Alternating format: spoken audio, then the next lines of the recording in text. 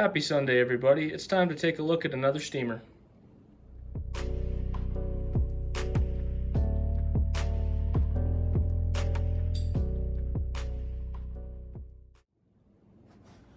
Okay, let's just jump right into this thing. This is a Broadway Limited 282 Mikado. This is the Paragon 4 decoder in this. It is DCC in sound, for anybody who doesn't know. And I really love this locomotive. It is one of the favorites in my fleet, and I kind of wanted to go over a few things on it, and we'll just jump right into it. So I've got its brother kind of sitting in the back here. This is the first steam review I did. This is the Heavy Pacific Paragon 3 version of Broadway's steam collection. And this one we have in front of me is the Mikado. This one's Paragon 4, and honestly the quality hasn't changed much in the body design. I think this is just a re-release with a new decoder. But we're going to go ahead and zoom in and take a look at this and see if there's any major differences from the old molding to what may be the new molding. So let's just go ahead and take a look. So yeah, zooming right in on this, as always, excellent work by Broadway. Bells look amazing. The light numbering is crisp and easy to read. The scale coupler up front looks great. A little difficult to couple to, but it sure does look nice. Cattle guard's awesome. The just everything about the front end of this is highly detailed and looks great. Rivet work is good. Tubing looks nice. The extra hand railing that's on here is excellent. Again, as always, excuse the dust. The linkages in this machine are just immaculate. They're nice and smooth when they run, and I hope I capture that in my pre-run reviews. This thing really looks nice going down the tracks. I thought I was going to be more of a fan of the 462 with the bigger drivers, but honestly, I really like the way this one looks when it's moving. I would encourage you to take a look at my pre-run, or I do have lots of just individual videos of this thing running on its own. I think I mentioned this in the review of the Light Pacific, but I love the leaf springs on these. I don't know how they get that much detail. I'm sure this is plastic. How they get that kind of mold detail is beyond me, but the rear wheel looks really nice. The firebox is excellently detailed. Lots of rivet detail work. Steam tubing looks great. Number work, excellent in the back here as well. And I believe this is exactly the same tender. A little bit of a scratch on there. I'm not sure where that came from. But yeah, this thing, it really does look nice. You flip it around and do a quick view of the other side. Get her up on here. I will say that the Mikado is easier to get on the rails than that Light Pacific. You almost have to have a railing device.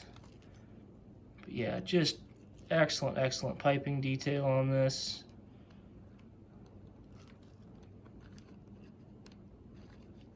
Rivet detail is good as well.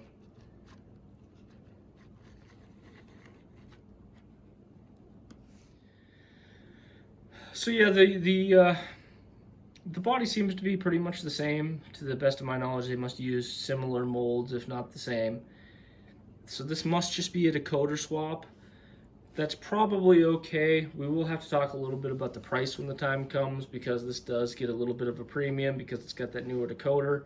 We'll need to talk about whether that's worth it or not. But honestly, the body detail is already incredibly high with the Paragon 3 versions. I can't expect too much more to stay in the same price range on the Paragon 4s. So thumbs up, Broadway did an excellent job making this thing look great. Let's move on to how she moves and how she sounds. So now that we've got the visuals out of the way, I kind of wanted to talk a little bit about some of the good things and some of the bad things I had with with this model. This one I picked up from their refurb section at Broadway, and I ended up having to send it back shortly after I got it. I don't think I still have the video that I sent them, but I put it on my layout and I was running in the clockwise direction, and it was stuttering and doing some weird stuff, and so I pulled it off and was going to look back at it. Ended up putting it on my layout running in the other direction, and I had been using it for a while and never noticed an issue. I then went to run it the other direction again, and I noticed that my layout was tripping circuit protection. And I eventually got it on video that around a right-hand turn, one of the driving wheels was grounding against the frame. I ended up sending it back to Broadway. The service department's really good with them. Took about 2 weeks, and I had it back in my hand, and since then it has ran flawlessly. I have said in my past videos that when you buy from the refurb section, be prepared for a little bit of a wait. I don't know why I've had so many problems with the refurb stuff, but their customer service has been spot on. They're always really good about stuff. They make sure you're handled. So there's a reason why I'm a bit of a Broadway shill. They've always treated me well, and they've been really good about keeping their models running for me. Now, to the actual capabilities of this engine, it is by far the most reliable steamer that I've had to date. It handles all of my bad track laying. Turnouts are no problem. If you watched my pre-review run, you'll see that the Heavy Pacific had a little spot there where it had a hiccup. It picked right back up immediately, but you can see it in the video, and I left it in there. That happens occasionally with every engine, and it's understandable. It just is more noticeable with the Sound Machine. This one has zero of those issues. Once it was repaired, I don't think I've ever heard the sound kick off on this thing. It has been perfect, for lack of a better word, after that fact. It is one of the strongest steamers in its class versus my Pacific. This one can outpull it by several cars. It also doesn't deal with the uphill problem, the transition from flat to uphill, just because there's more drivers. You just have more driving surface on the track at all times, so it just doesn't deal with the problems that the Pacific does for those specific instances. Honestly, I thought I would like the looks of the Pacific better, but now that I've got the this one in front of me, when it's running, it's super smooth, and the chuffs really line up with the wheels when you're running nice and slow, and the illusion is just spot on for me, and I've come to really enjoy this one, and it's probably my favorite steamer to run, just because it is so set it and forget it, and it looks great when you're using it. The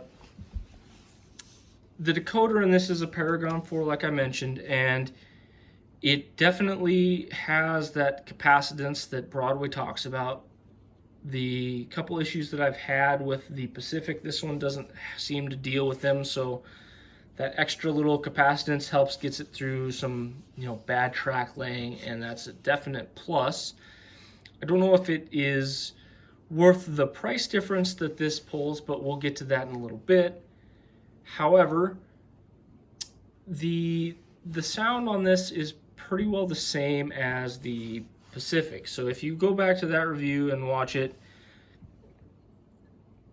I would say the sound on these things is probably an 8 out of 10. They sound excellent, especially at slow speed. The sound of these things is spot on. I love the horn. I love all the little extra things you can run your functions. I don't generally use that stuff. This also allows you to run the horn while in silent mode, which is a big plus to me.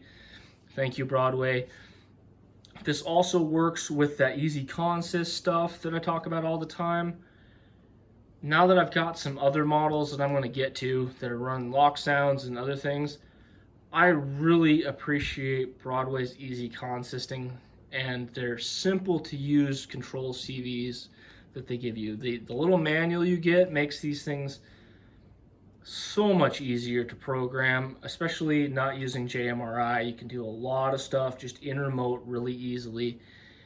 And people are hard on Broadway, but this is one thing that they are miles ahead of everybody on. And I think everybody talks about how good lock sound is, but for just ease of use and enjoying your models, that is really something that they get right. And I would love to see them add a few things to it, because it is absolutely best in the industry, and I love them for it. They do need to fix the high-speed chuff rate on this. I don't know if I could mess with it in CVs, but it gets really muddled around that 40 to 50% mark. The 444 review that I got coming in a little ways in the future, but it's definitely has a better sound file, I guess, for lack of a better word, for the high-speed stuff. So I know that it can be done, and I think this one might need to be changed at some point in the future to sound a little better. I really hope that they come out with a tool that will allow you to connect to and flash software or new sound files onto these decoders. That would be awesome for the end user. Broadway, if you ever catch one of my reviews, please do that. You would be my best friend forever. But yeah, when it comes to electronics, there's a slight upgrade on these. I don't know if it's worth the big money that we're going to be talking here shortly, but these are excellent models, and they definitely do and should ask a higher price point. Okay, let's stop shilling for Broadway for a second, and let's actually talk price. So I went and I did some research before I started this review, and I wanted to double check my pricing figures were in the right place. That Heavy Pacific in Paragon 3 and the Mikado in Paragon 3 are running for about $250, $260, new old stock on eBay right now at the time of this review. Mikado's, like FEF, is for just the DC version about $200, and anything with the lock sound is up in the $300 to $400 range, if not more. So let's take all of that into consideration, and then let's look at this. The Paragon 4 Mikados are all day, any road number, any, what do I want to say, road color, anyway, like Great Northern, Santa Fe, whatever you want to run. They're right at $295, shipped to your door. You can get them on lots of websites for that, eBay all day. And if you're lucky, I see Paragon 3s for $200 to $220 on the refurb store for Broadway, and I believe I bought this one. I'd have to go back and look, for $240 shipped. I want to say they're $221 and a little bit of freight. If you can find these on that refurb store, and that's what I got this one for.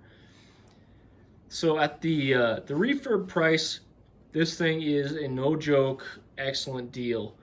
That you couldn't even put a standard DCC decoder in that Mikado FEF or something of that nature and be around this $200 to $240 price point. And this also comes with sound, so we're talking major value at that price point. If you can find these on that refurb store, just know it's going to take you a little bit of time, and just expect that you might have to send it back. But know once you do get it back that it is an excellent model. That is an awesome price point. But if you can't, you're looking at that, we'll call it $300. $260 versus $300 for Paragon 3 versus Paragon 4. The reason why the Paragon 3 is the standard is because in 90% of the situations, it works just fine. There's very few turnout situations that you can get the thing to hiccup. That does occasionally, and if that's a problem for you, the Paragon 4 definitely fixes that. And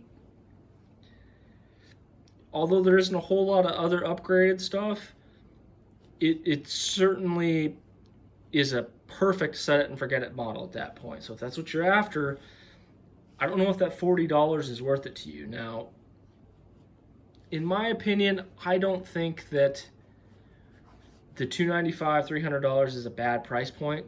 I would really be looking for these to go on sale at $280, and now you're talking a deal. For 20 bucks for a better decoder and what you'd call maybe a capacitor, that is totally worth it. I don't think you could buy a capacitor and install it aftermarket for that kind of money. So if you can find this in that $280, $260 price point, 100% buy it immediately, because it is an awesome engine and you will love it for that price. At the $300 price point, I'm less excited about it, but to that point, you couldn't put a lock sound in a Mikado and still hit that same price point. If that is the other market, leader, I don't know. It's an excellent price even at $300. I just think that $280 is a killer price, and if you can find it for that, go for it.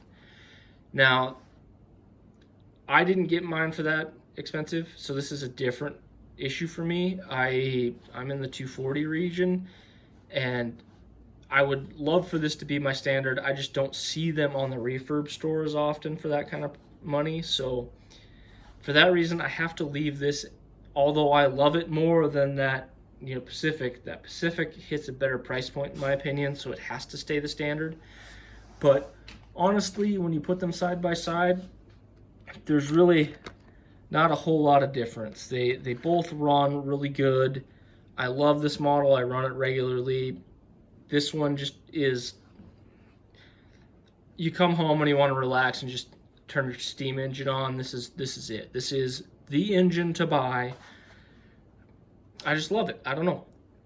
In my opinion, I think every layout should have at least one of these, either Mikado or Pacific, doesn't much matter to me. Heavy or light, they're awesome from Broadway. You're not going to be disappointed even if you pay that $300. So yeah, go out and buy one. I think you're really going to enjoy it. Anyway, that was pretty long-winded. I probably should structure these a little bit better, but I'm just trying to have a conversation with you guys. Well, that was a little more long-winded than I wanted it to be, and a little all over the place, but it really is a great engine, and I think you'll all enjoy it. So anyway, have a good weekend. I appreciate you stopping by. This Wednesday I got something kind of cool planned. Hopefully it all comes together in time. And yeah, I'll see you later. Bye now.